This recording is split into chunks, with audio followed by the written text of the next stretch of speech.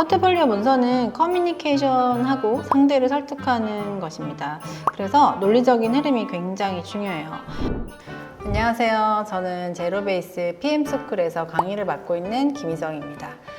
저는 컨텐츠 기획을 시작으로 SK 계열사인 SK 에어크로스, SK CNC 등에서 서비스 기획 및 PO로 경력을 쌓았습니다. 다양한 도메인의 인하우스 PO, PM, 커리어 및 스타트업 창업 경험도 있어요. 직장 생활의 마지막은 GS 리테일 PO를 지냈고 지금은 J2컴이라는 회사를 운영하며 대학교에서 겸임교수로 강의를 진행하고 있습니다. 네, 이렇게 PM 직군에서 한 20년이 넘어가고 제로베이스의 멘토이자 기업의 대표로서 지금까지 적어도 한 1000여 분의 포트폴리오와 서류를 피드백해 왔습니다. 오늘은 PM 직무를 준비하는 분들이 참고하기 좋은 합격 포트폴리오를 리뷰하면서 피드백해보고 예상 질문이나 질문 대처법에 대해서도 알려드리는 시간을 가져보려고 합니다. 네, 포트폴리오를 자세히 보기 전에 우선 표지가 없네요. 표지를 넣는 것은 이 문서를 보기 위한 워밍업이거든요. 네, 이 표지를 통해서 이 문서가 무엇을 이야기하려고 하는지 이해시키는 것도 굉장히 중요합니다. 그런데 여기 보시면 31장이에요. 제가 늘 이야기하는 것 중에 하나가 용량이에요. 여러분은 하나의 포트폴리오를 제출하지만 받는 분은 수많은 포트폴리오를 받거든요. 이 받는 분에 대한 배려, 즉 여러분의 애티튜드를 보여주는 것이 굉장히 중요합니다. 이 부분은 좀 아쉽네요. 시작부터. 보통 일반적인 포트폴리오는 한 10장 이내로 작성하는 게 아주 적절합니다. 표지와 마지막에 땡큐 포유 장표까지 포함해서요. 많다고 좋은 게 아니라 임팩트 있고 논리적인 문서가 중요하니까요. 자, 자세히 한번 살펴보도록 하겠습니다. 네, 이분은 경력이 있네요. 본인 경력에서 어떤 업무를 진행했는지 미리 보여주는 거는 굉장히 중요합니다. 스킬도 아주 명료하게 정리하셨어요. 자, 볼게요. 포트폴리오 3개를 연결하셨군요. 앞서 이야기 드린 대로 용량 압박의 사유가 여기 있었네요. 일단 하나씩 살펴보도록 할게요. 자, 첫 번째 쿠팡을 보면 타겟, 목표, 제한 내용, 기술이 누락되어 있는 것 같아요. 기술이 있다면 어떤 기술까지도 기재되어 있지 않아요. 위 내용을 꼭 넣으시길 바래요. 그래야 표지만으로도 이 프로젝트에 대해서 예상되는 내용을 유추할 수 있거든요. 문서는 상대를 위해 작성해야 한다는 거 잊지 않으시기 바랍니다. 그리고 아젠다도 넣지 않았어요. 표지에 아젠다가 없으니까 어떤 내용으로 구성되어 있는지 미리 짐작할 수가 없겠죠. 일단 넘어가 볼게요.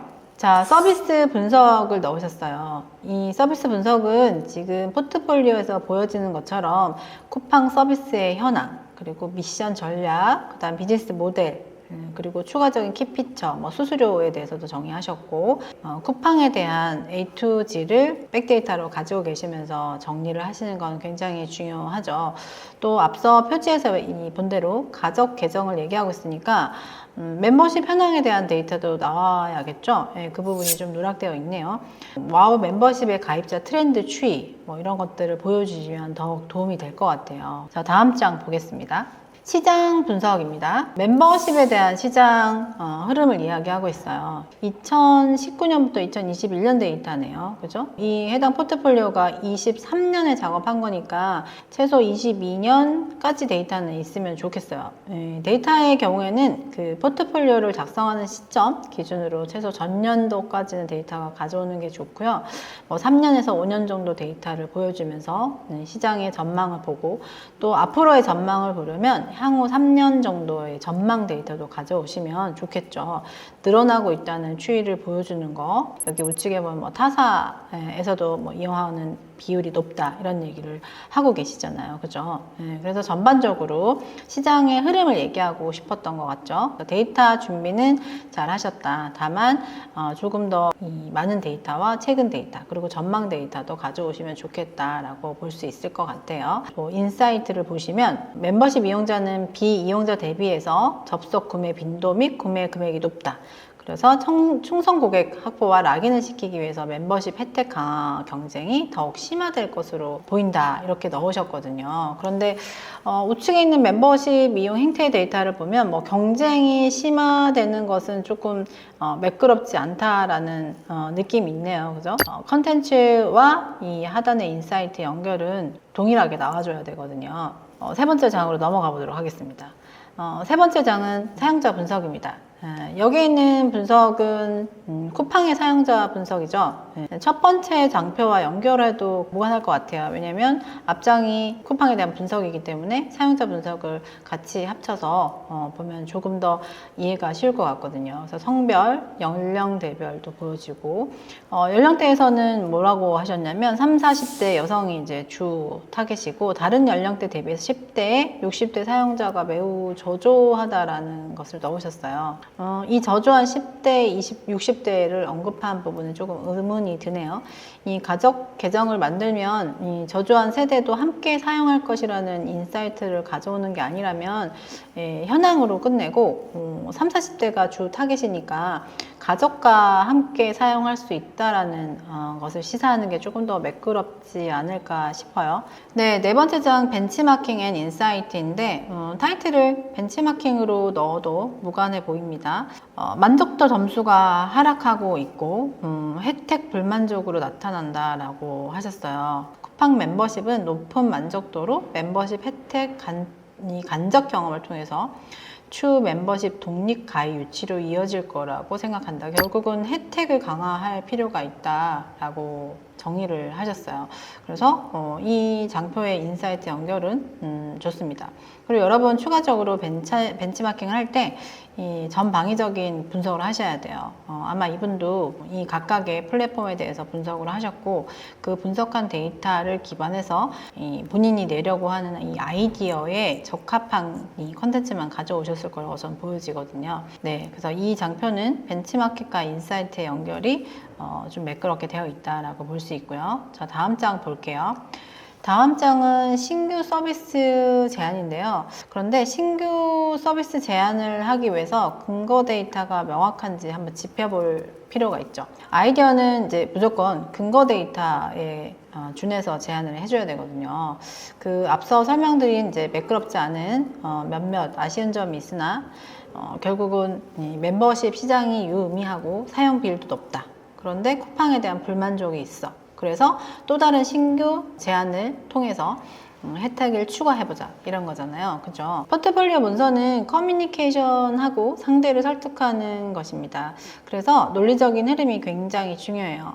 왜 해당 제안을 했는지 명확히 이야기해 줄 필요가 있습니다. 제가 늘 이야기하는 것 중에 하나, 아이디어는 대동소이하다. 다만 아이디어를 제안한 사유, 즉 근거를 가져오라고 하거든요. 그런 논리적으로 설명하고자 노력은 했다라고 보여져요. 자, 그래서 제안 장표를 다시 보자면 컨셉, 목표, 기대 효과가 있어요.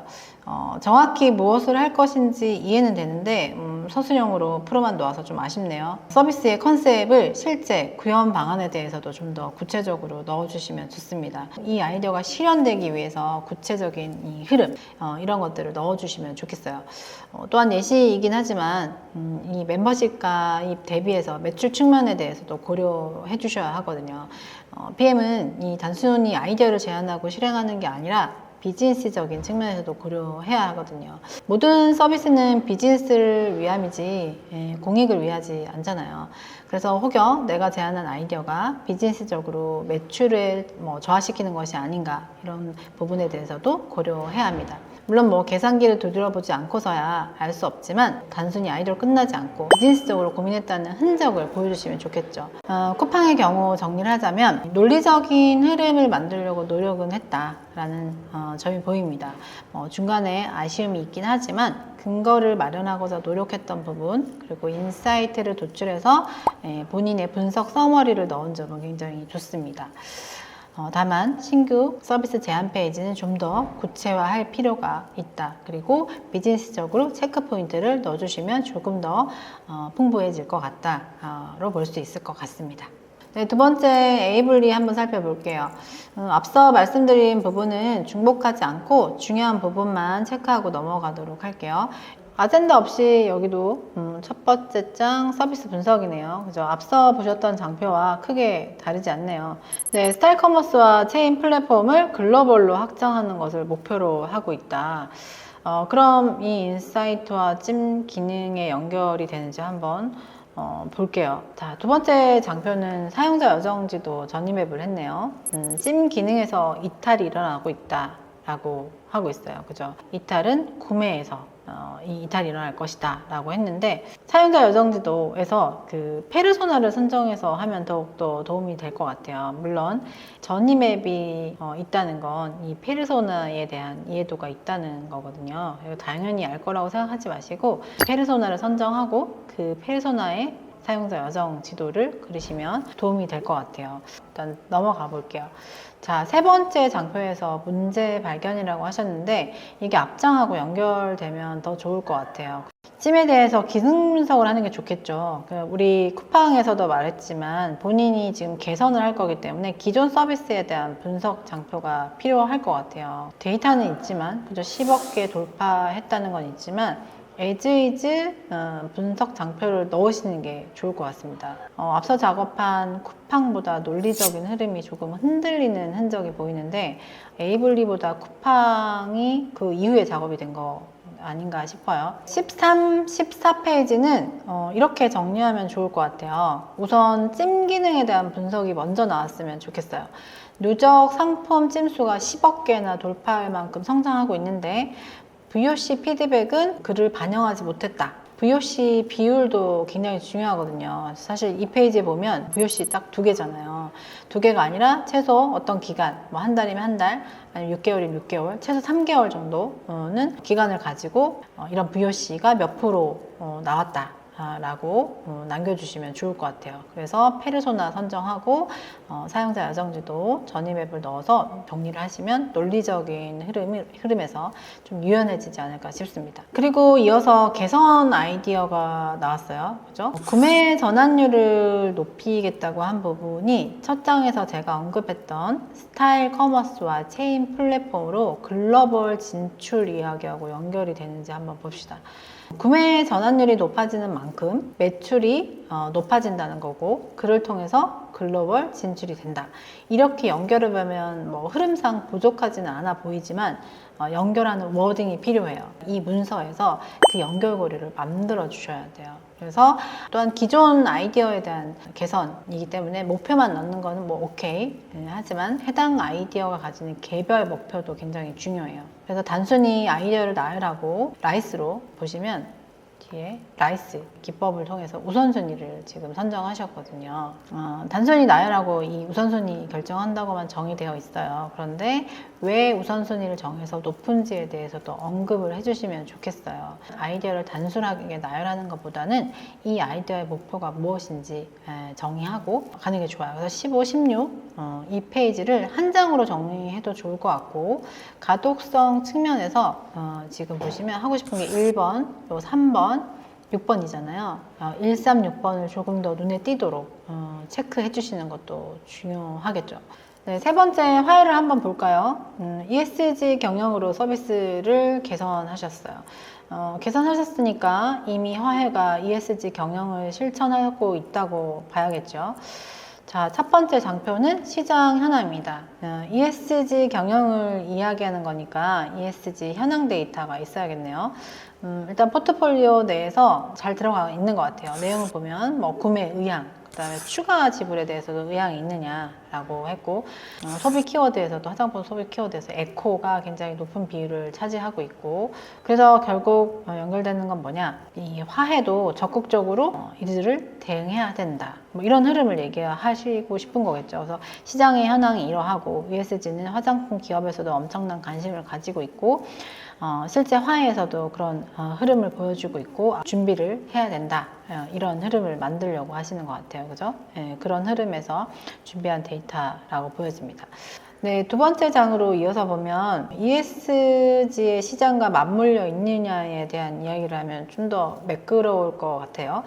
화해는 일단 비건 키워드 검색량을 증가하고 있고 입점 수도 높아지고 있다. 이거는 이제 비건 뷰티에 대한 관심이 유저와 화해에게 있고 화해가 이를 잘 대응하고 있다. 이런 인사이트로 수정하는 게 좋겠네요. 그죠? 또한 시장에 대해서 이제 경각심이 앞장에 있었잖아요. 23페이지에서는 조금 더 적극적으로 화해가 움직이고 있다라는 데이터를 추가해 주시면 좋을 것 같아요. 그래서 데이터도 20년, 21년만 넣을 게 아니라 앞서도 얘기했지만 최소 5년 정도의 데이터, 그리고 최근 데이터 기준으로 가져오셔야 되겠어요. 그죠? 자, 세 번째 장으로도 한번 넘어가 볼까요? 문제 인식을 넣었는데 클린 뷰티가 나오기 시작했어요. 그럼 두 번째 장에서는 클린 뷰티 분석 내용이 들어가면 이 문제 인식 페이지와 연결이 좀 매끄러울 것 같아요. 현재 클린 뷰티의 현황을 넣어주시면 좋을 것 같아요.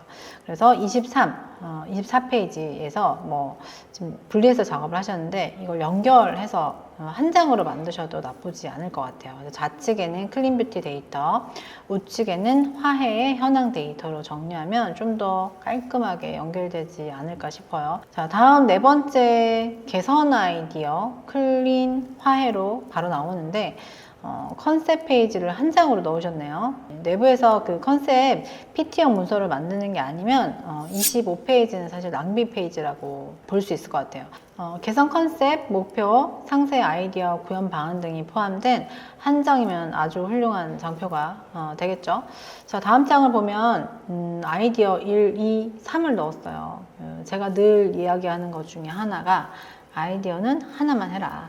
여러 가지 낸다고 좋은 게 아니거든요. 이번 포트폴리오를 보니까 화해, 그 다음에 에이블리, 쿠팡 순으로 포트폴리오 작업한 것으로 보여요. 뒤로 갈수록 그 성장한 게 보이는 거거든요. 제일 처음에 화해를 하시고 그 다음에 에이블리 하시고 쿠팡을 하신 게 아닌가 싶습니다. 그럼에도 화해 포트폴리오의 경우에는 왜 ESG 경영을 해야 하는지에 대해서 데이터 준비는 잘 된 것 같아요. 또 하나 아쉬운 거는 문서 가독성 측면에서 준비된 데이터와 이 인사이트의 볼륨감, 깊이감 등이 좀 아쉬워요. 가독성 측면에서 이런 부분들을 좀 정렬하는 것도 필요하겠죠. 세계 포트폴리오를 봤는데요. 이분은 그 논리적인 흐름을 만들고자 노력한 흔적이 보여요. 데이터가 중요하다는 것도 이해하고 있는 것 같고요. 데이터를 어떻게 준비해야 되는지도 대략 이해하고 계시는 듯 합니다. 다만 앞서 말씀드린 대로 데이터를 가져올 때는 유의미한 데이터, 즉 수치화된 정량적인 데이터가 중요하다는 거. 또한 아이디어를 뒷받침하기 위해서는 이 모든 장표에서 아이디어로 향하는 흐름을 만들어줘야 한다는 것입니다. 이 모든 장표에 역기획이라고 하셨는데 제가 면접관이라면 역기획의 의미에 대해서 질문하게 될 것 같아요. 표지에서는 모두 다 역기획이라고 정의하셨거든요. 역기획은 현재 기획의 의도를 파악하는 거예요. 내가 담당자라면 좀 더 개선된 제안을 해볼 수 있을 거라는 의도를 가지고 제안하는 게 역기획입니다. 그런 측면에서 역기획에 대한 질문을 받을 수 있을 것 같고, 또한 화해, 에이블리, 쿠팡 작업을 하면서 성장한 개인의 인사이트에 대한 질문도 드리고 싶어요. 어떻게 이런 성장을 하게 되었고, 플랫폼에 대한 분석 방향과 아이디어 도출의 성장의 흐름에 대해서도 답을 듣고 싶습니다. 이 포트폴리오는 우리 제로베이스 합격생 것이니까 아마 멘토의 피드백을 통해서 적용되었을 거라고 보여지는데요. 멘토의 피드백의 의도를 명확히 파악하는 것이 중요하고, 이해가 되지 않았을 때 끊임없이 질문하고 사고하는 시간을 가졌기 때문에 이러한 성장이 일어나지 않았나 싶습니다. 라고 답변해 주시면 되겠네요. 디테일한 사례도 함께 준비해 주시면 더 좋겠고요. 예를 들어서 화해 작업 시에는 그 논리적인 흐름에 대한 준비가 부족했다는 피드백을 받았고, 에이블리에서는 데이터를 준비하기 위해 노력하느라 논리적인 흐름까지 채우기는 쉽지 않았으나, 쿠팡에서는 어떤 데이터가 근거가 되는지 이해됐고, 논리적인 흐름을 만들기 위해서 장표 간의 연결고리를 만드는 것이 중요함을 깨닫게 되었다. 이렇게 말씀하시면 아주 훌륭한 답변이 될 것 같습니다. 3개를 묶어서 제출한 해당 포트폴리오는 5점 만점에 한 4.0 정도 주고 싶네요. 가장 중요한 것은 성장이 보였다는 것이고 논리적인 흐름을 만들기 위해 애썼다는 것입니다. 이는 상대를 설득하기 위해서 본인의 머릿속의 생각을 정리하는 기술의 성장을 의미하거든요. 주니어나 신입의 경우 애티튜드가 굉장히 중요합니다. 그런 의미에서 이분은 충분히 본인의 애티튜드를 보여줬다고 보여져요. 유니콘 기업까지는 아니더라도 중견 이상의 회사에서는 한 번쯤 면접 보고 싶을 수준의 포트폴리오라고 보여집니다. 이렇게 오늘 포트폴리오 피드백과 예상 질문, 대처법에 대해서 이야기 드려봤습니다. 오늘 내용들을 보니 어떤 포트폴리오가 완벽하게 합격할 수 있는 포트폴리오인지 알쏭달쏭 하신 분들이 계실 것 같은데요. 그래서 제가 특별히 준비해봤습니다. 삼성, 넥슨, 네이버 등 유명 기업의 PM 합격자들의 포트폴리오 15종 모음집을 아래 링크에서 제공하고 있으니 접속하셔서 다운로드 받으시고 여러분의 포트폴리오에 잘 반영해 보시면 많은 도움 될 것 같아요. 오늘 내용 정리해 볼게요. 첫 번째, 포트폴리오 용량은 10장 이내가 좋습니다. 너무 많은 문서의 양은 보는 사람을 지치게 하거든요. 콤팩트하게 요약 정리해 보세요. 둘째, 표지를 작성해서 이 문서가 무슨 이야기를 하고자 하는지 알 수 있도록 해주세요. 기대가 아니라 예상을 하게 만들어줘야 해요. 그래서 표지가 중요하고 표지에는 타겟, 목표, 제안한 아이디어, 그리고 기술이 들어간다면 어떠한 기술을 통해서 구현할 것인지 알 수 있게 해주세요. 예를 들면 에이블리, 액티브 유저를 위한 매출 증대 아이디어 제안, 기술이 있다면 AI 크리에이션 매칭 서비스, 이런 식이 되는 거죠. 셋째, 근거 데이터를 준비하는 것이 중요하다는 것은 아셨을 겁니다. 수많은 데이터에서 포트폴리오 작업 기점으로 작년 데이터 정도는 가져오셔야 하고요. 추가적으로 뉴스 기사를 캡처하는 등의 무성의함은 보이지 않도록 해주세요. 그리고 포트폴리오에 표현해 주어야 할 부분에 대해서 짚어보자면, 첫째, 문서로 소통하고 설득해야 하는 것이 중요하므로 논리적인 흐름이 아주 중요합니다. 논리라는 것은 근거거든요. 근거를 마련하는 것은 데이터 기반의 의사결정에서 아주 중요한 키워드입니다. 근거에 기반한 문서는 논리적인 흐름이 바로 보입니다. 우리는 소통이 되는 인재를 원합니다. 최소한 내가 하는 말을 이해하는 사람, 본인이 무슨 이야기를 하려고 하는지 근거를 준비하는 사람을 원하죠. 둘째, 분석력이 보여야 합니다. PM스쿨에서든 학교에서든 모든 학생들이 널려있는 데이터를 아주 잘 찾습니다. 하지만 찾은 데이터를 분석하는 능력은 부족하죠. 분석력은 테이블 위에 마구 던져진 데이터를 보고 어떤 인사이트를 도출하느냐의 차이입니다. PM이라는 직무 자체가 분석을 토대로 인사이트를 도출하는 그런 개선해 나가는 작업입니다. 시장의 흐름 분석, 트렌드 분석, 현황 분석, 사용자 분석. 분석은 반드시 필요한 스킬 중 하나입니다. 포트폴리오에서 분석력을 보여주려면 찾은 데이터의 나열이 아니라 이를 통해서 얻은 인사이트가 무엇인지 보여주는 것입니다. 추가적으로 옵셔널하지만 중요한 사항에 대해서 말씀드릴게요. 모든 일은 사람이 하는 것이고 사람은 애티튜드가 중요합니다. 수용하는 자세, 겸손한 자세, 배우고자 하는 자세, 저는 그 자세 굉장히 중요하다고 봅니다. 특히 신입이나 주니어의 경우에는 더욱더 중요하죠. 이 세 가지 잊지 않으시기 바랍니다. 위 내용과 아까 언급했던 합격생의 포트폴리오를 참고하셔서 여러분의 포트폴리오를 잘 다듬어 보시면 경쟁력 있는 포트폴리오가 되겠습니다. 혹시 포트폴리오를 혼자 만들기 너무 어렵다는 생각이 드시나요? 그렇다면 제가 여러분이 합격할 때까지 포트폴리오 1:1 첨삭을 무제한으로 도와드릴게요. 제 도움이 필요하다면 아래 고정 댓글에 링크를 클릭해 주세요. 프로젝트화 할 만한 것들이 없어서 포트폴리오를 만들고 싶은데 뭐부터 시작해야 할지 감이 안 오시나요?